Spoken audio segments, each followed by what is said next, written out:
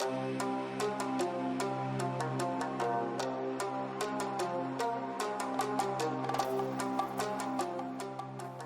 what's going on, everyone? This is Mike Colleen at MikeColleen.com. Alright, so I've got a little message about avoidance, something that you probably need to know, and it might help you to realize you're with an avoidant. It's something that's damaging and can really hurt your self-esteem for a long time. The volume of the music will go down in about 2 seconds.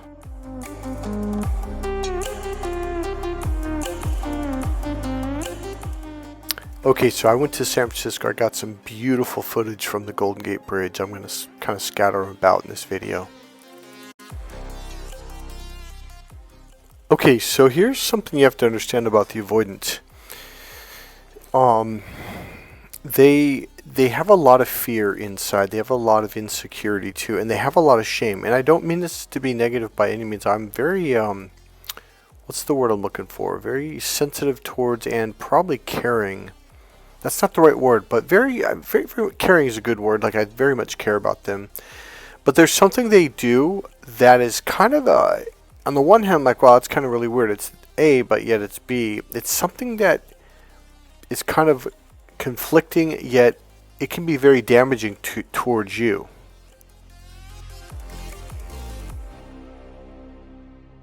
Alright, so here's what a lot of avoidants do. So essentially they've been damaged, they've got this insecurity, they've got this, like when they were a child, they were essentially told, like could you imagine, like every time you opened up to your parents, they shut you down? So you open up to love them and to receive love. And whenever you open your heart, they're like, no, that's weakness. And that's what they tell them. In fact, this one avoidant literally said to me, like, what did I say? I said something like, oh, I'm a very emotional person, very in tune. Or she goes, oh, that's weak. And I was like, what? So they're living in a false reality. But I think on some level, they're aware of it. They don't know how to fix it or how to deal with it. Now, I'm not one of those avoidant channels that say, oh, here's how you adjust to an avoidant. No. What I'm going to say is, you, the avoidant, you really need some therapy, because the one good thing about avoidance is they can heal from this, especially if you find a really good therapist.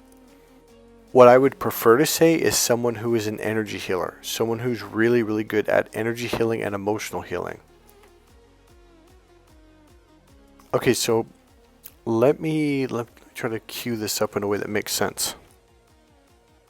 Okay, so with an avoidant, they were essentially controlled their whole life. So whenever they get away, it's like, I'll never go back to that again. So it causes them to kind of overdo I'm the boss, I'm in charge, I'm going to be in control, this is the way it is.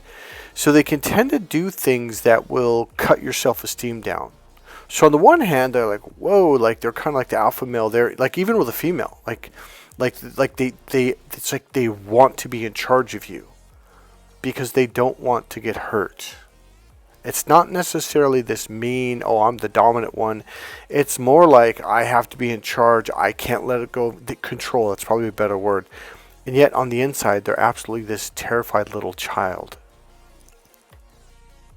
So with most human beings, probably all human beings, unless you've meditated for decades and have really done a lot of healing work, I'm looking at Buddhist monks, like the top ones, you essentially have this thing called an ego, and the ego protects your emotions. It protects your sensitive side, let's say.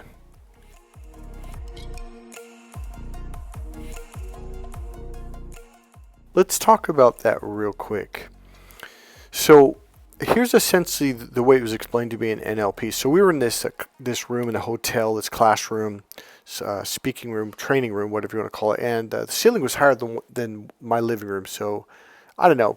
Theirs was like 13 feet, 14 feet high. But someone acted like they took a pencil and drew this big, massive 14-foot tall circle, 14 feet wide circle, and they got on a chair, and at the very top they made this little tick that you couldn't even see. Even if you walked up to it, you would have to get on the chair to see it. There's like, that's how small your ego is. But the ego, it's like a doorway. It has a very, very important job, and it is important, okay?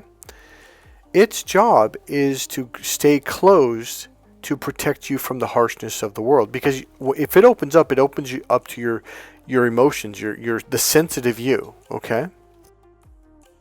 It has one job. It's a really simple job. Should I let this information in or not? In other words, if you're in a fight, a real physical, actual street fight, it's scary. So it's going to block off, get the adrenaline going, get your hormones going, get your aggressiveness going. So it's going to close off to your emotional systems because it'll be overwhelming for your emotional system. If you're fighting in a war and people are getting shot and all the bombs and just, I'm not going to go into too much detail, but you get the point. Everybody has an ego, and it does have a really positive job.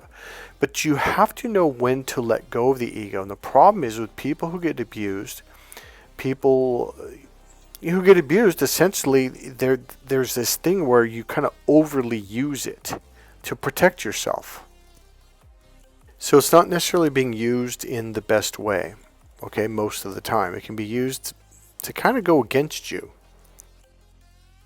So here's what happens. Their number one goal is to purposely throw you off your game. Again, it's not necessarily to hurt you and damage you, but it's to protect themselves because in their mind, like, this is the best way I know how to protect myself. So they're going to humble you because in their eyes, it's so, I hate to say this, but it's very similar, if not the same thing that a narcissist does. A narcissist does it because they want to control you. An avoidant does it to protect their emotions. This is me on the Golden Gate Bridge today, January 17th. It was a beautiful, beautiful day. Wait till you see the next two clips.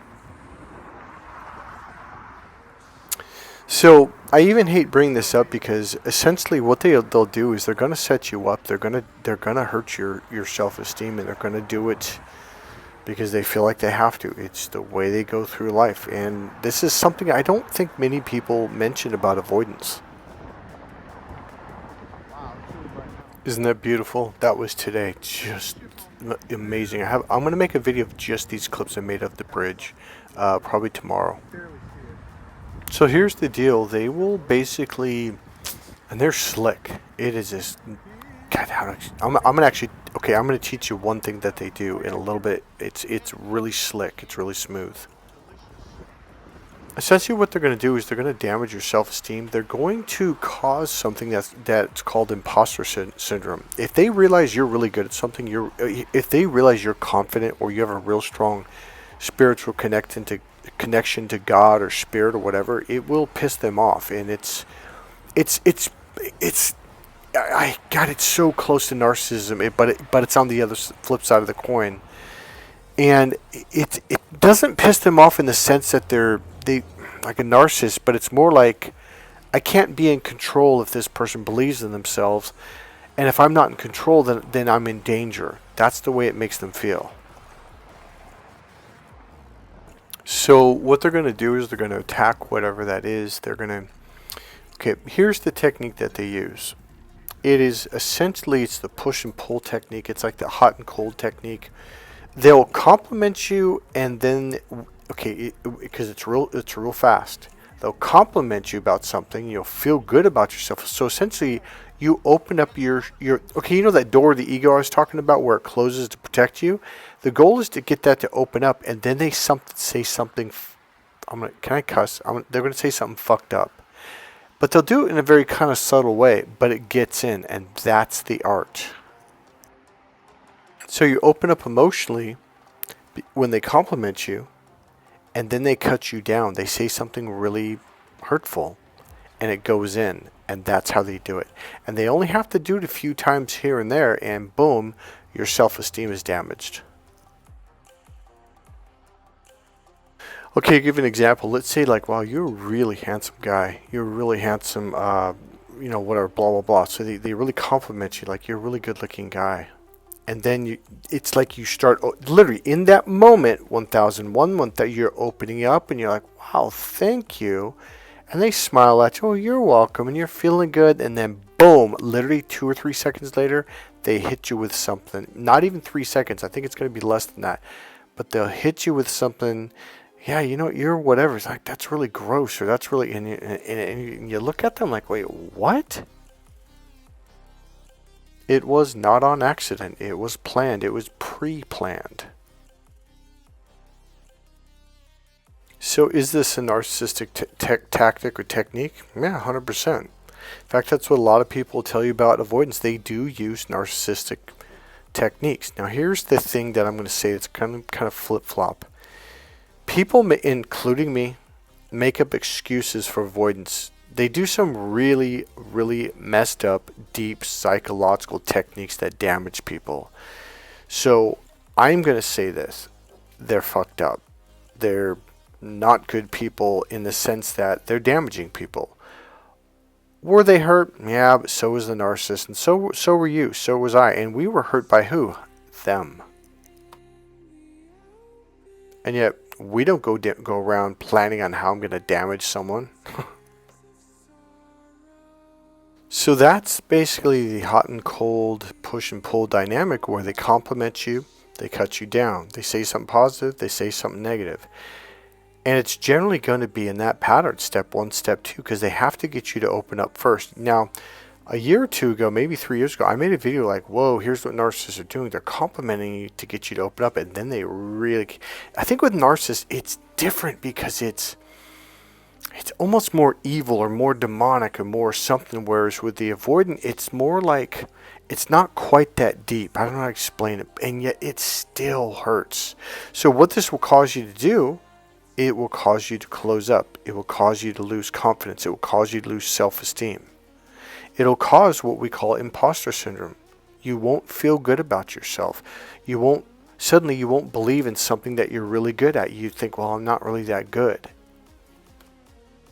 Because just like a narcissist, they can't have you walking around feeling good about yourselves around them, or they can't function because they have to be in control. And I will say this, the one thing I think that drew me to this person was they were so scared inside. It was, at least to me. Now, I think to the people around them, they put up this mask. You can't see it for the most part. But if you're an empath and you're sensitive, you're like, oh, they're really sensitive inside. They're a scared, literally scared little child. Well, what did I want to do? I wanted to protect them. I wanted to let them know they're okay. You know, the typical empathic thing, right? And then boom, they stab you. The one thing about avoidance, I'll say, they have an ego. They really, and if you're not so, what's the word I'm looking like, kind of like have the veil pulled over your eyes, like kind of like they bamboozled you.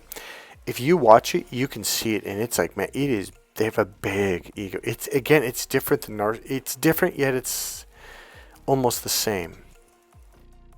So here's the deal. They're going to humble you. That's basically their priority. That's mission number 1. They've got to humble you. They've got to make you feel insecure. They've got to hurt your self-esteem. And I'm telling you, if your life is going really, really well, and all of a sudden you meet someone and boom, like you feel insecure, get away. Now you have to understand, just like a narcissist, they're very good at their techniques. They've been doing these techniques and learning them from their parents or whoever since they were a little kid. Man, talking about smooth. Alright, that's it for this video, guys. If you need any healing work, emotional healing, you want to build up your self-esteem, whether you've been dealing with an avoidant childhood abuse or narcissist abuse or whatever it is, let me know, okay? Remember, to support this channel, please click subscribe. Go ahead and make a comment. Click the like button. You can also leave a donation. There's a PayPal link right there in the description box. You can also buy one of my elite dating and relationship books for men and women. Cracked Female Code for men. And for women, Why Men Just Don't Get It, and Every Woman's Battle, The Need for Love and Emotional Fulfillment. Men, you have 3 more books you can also buy. You can also buy the Ultimate Package. Alright guys, I'll see you guys in the next video. Bye.